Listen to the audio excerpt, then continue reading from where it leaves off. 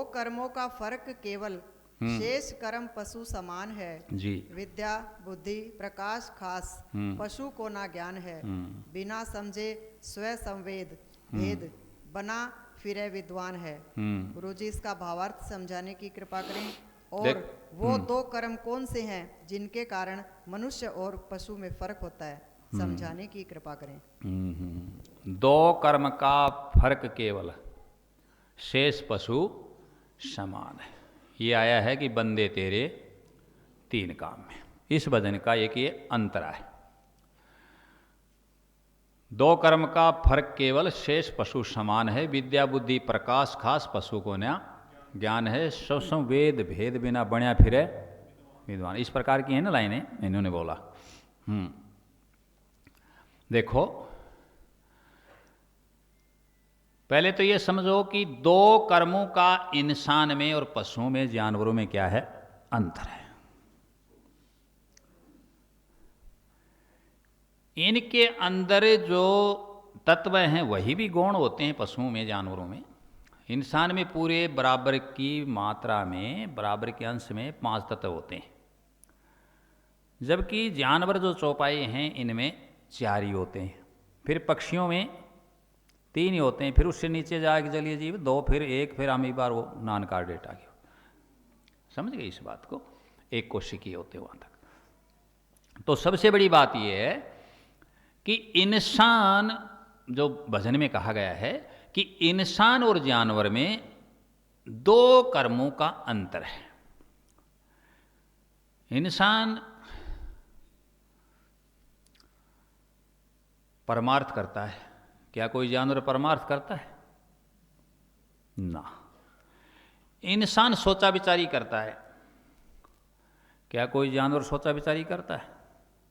यदि जानवर सोचा विचारी करें तो आप रोज सड़कों पर जाते हो और सड़कों रोके हुए खड़े हुए देखते हो इनको, नंदी बाबाओं को देख रहे हो ना, ये गाय ये सांड ये, और चाहे वहीं पेशाब कर देते हैं, चाहे वहीं गोबर कर देते हैं। करते कि नहीं करते। थोड़ी से बड़ा हो जाता है बछड़ा, संबंध ही खत्म हो जाता है। ये जो सामाजिक संबंध है, ये जो आध्यात्मिकता है, ये किस में है, इंसान में है, सिर्फ जानवर में नहीं। और ये किसके कारण है, उसके मनोमय और विज्ञान में कोष के कारण है। समझ गए इस बात को। इनकी उनमें गौणता होती है पशुओं में। तो इंसान बुद्धि का प्रकाश नहीं है, ज्ञान अर्जित नहीं किया, विद्या का नहीं है, इसलिए वो सामाजिक प्राणी भी नहीं इतना, और उसमें दुख की सुख की एक दूसरे की हेल्प की मदद की ये बहुत ही बातें कम पाई जाती हैं। समझ गए इस बात को। दूसरी बात, आध्यात्मिकता का नाम निशान नहीं।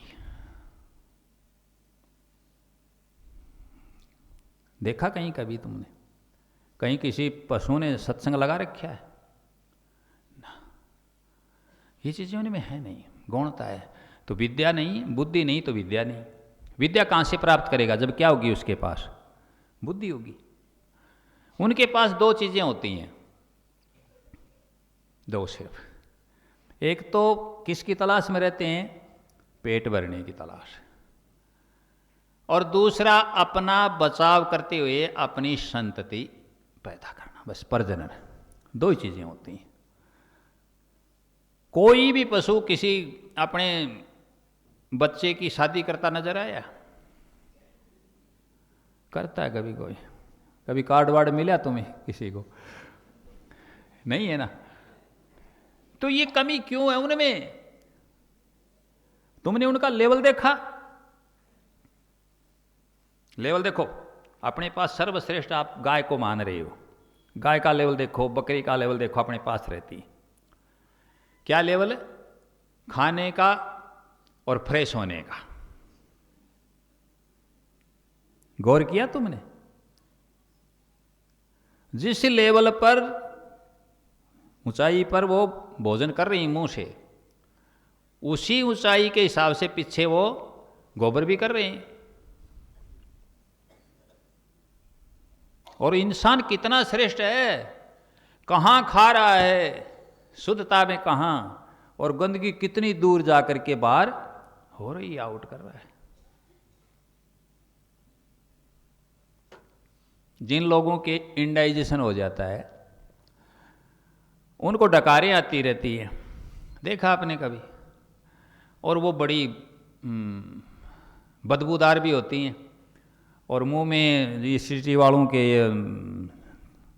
थोड़ा एसिड का पानी वगैरह थोड़ा तीखा तीखा चरचरा चरचरा ऐसा नहीं होता, उस समय कितने परेशान हो जाते हैं हम, कोई बात हो जाती है तो।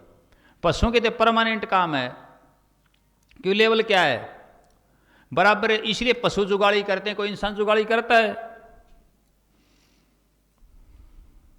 कितनी बातें बता दी तुमने, कितना अंतर है इतना बुद्धि का प्रकाश नहीं है, और उसके कारण वो विद्या भी प्राप्त नहीं करते, और उनमें सामाजिकता भी नहीं है, सामाजिक ज्ञान भी नहीं, आध्यात्मिक ज्ञान भी नहीं है, और उनमें प्रकृति से कहो या परमात्मा से कहो, बनावट में भी वह श्रेष्ठता नहीं है जो इंसान में है।